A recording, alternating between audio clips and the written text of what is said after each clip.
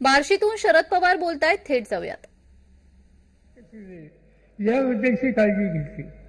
इथे अधिक उत्पादन झाल्याच्या नंतर जगाच्या बाजारपेठेमध्ये इथे शेतीचा माल जाईल कसा आणि शेतकऱ्याच्या बाजारामध्ये 2 पैसे अधिक कसे मिळतील याची काळजी आम्ही त्या काळामध्ये घेतली.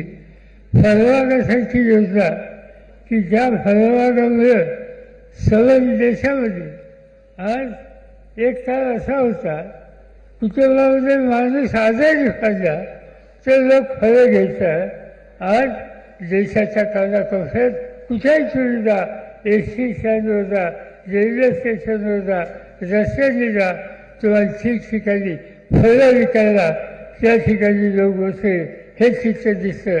आणि त्याचं महत्त्वाचं कारण शेतीच्या क्षेत्रामध्ये जी क्रांती आम्ही लोकांनी करून दाखवली त्याच्यामध्ये फळबाग योजना ही सुद्धा अत्यंत महत्त्वाची बाब होती. आणि म्हणून हे सगळं काम पूर्वीचं सरकार करत होतं. आज काय दिसतंय? आज मोदी साहेबांचं राज्य, राज्यामध्ये त्यांचंच राज्य, अनेक राज्यामध्ये त्यांची सत्ता. ह्या सत्तेचा उपयोग कष्टकरी शेतकऱ्याच्यासाठी केला जात नाही. या सत्तेचा उपयोग जो तरुण शिकलाय आणि त्याच्या हाताला काम मिळत नाही त्याला रोजंदारी देण्यासाठी त्याचा उपयोग करून घेतला जात नाही.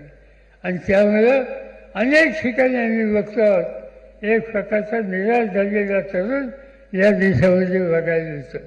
ज्या देशाची तरुण पिढी निराश होते त्या देशाचं भवितव्य हे नैराश्याने भरलं जातं.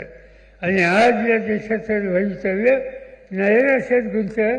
ही स्थिती तयार व्हायला लागली आणि ही स्थिती घालवायची असेल तर रोजंदारी वाढवली पाहिजे, बंद कारखाने चालू झाले पाहिजेत, नवीन कारखाने झाले पाहिजेत.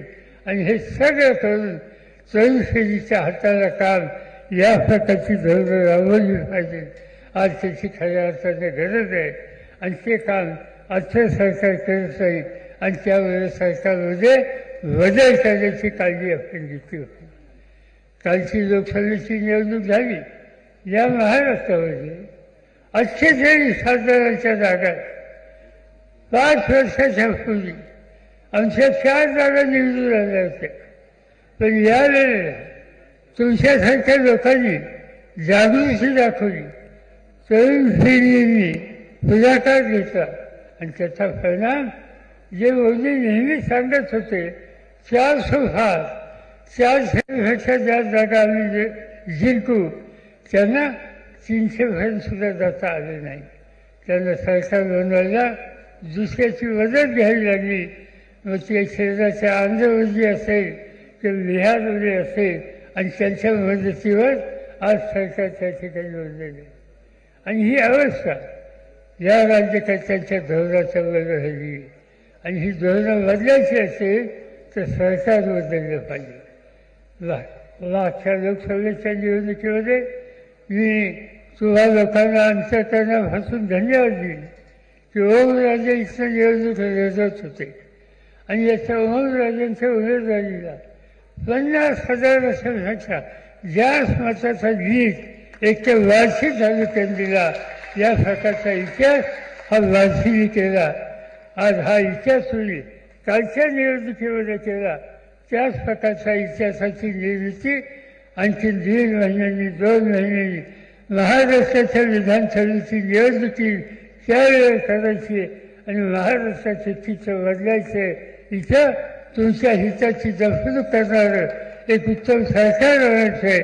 आणि मला स्वतःला तिथे आनंद आहे की या कामाच्यासाठी जे कष्ट करणारे तुमच्याचे जे सहकारी आहेत आणि त्या सगळ्या सहकार्यांचं विषयाचा विश्वास वाढू नये आणि त्यांच्यावर कष्ट करणारे तुमच्याची सगळी नवी पिढी या सगळ्यांनी एकजुटीने इथं पावली टाकली तर राज्य बदलू शकतो. महाराष्ट्राचं नेतृत्व हे तुम्हा लोकांच्या हातात येऊ शकतं. आणि शेतकरी असो, तरुण असो, आया बहिणी असो, या सगळ्यांच्यावर अन्याय करणारं, दुर्लक्ष करणारं हे सरकार खऱ्यासारखं बाजूला काढलं.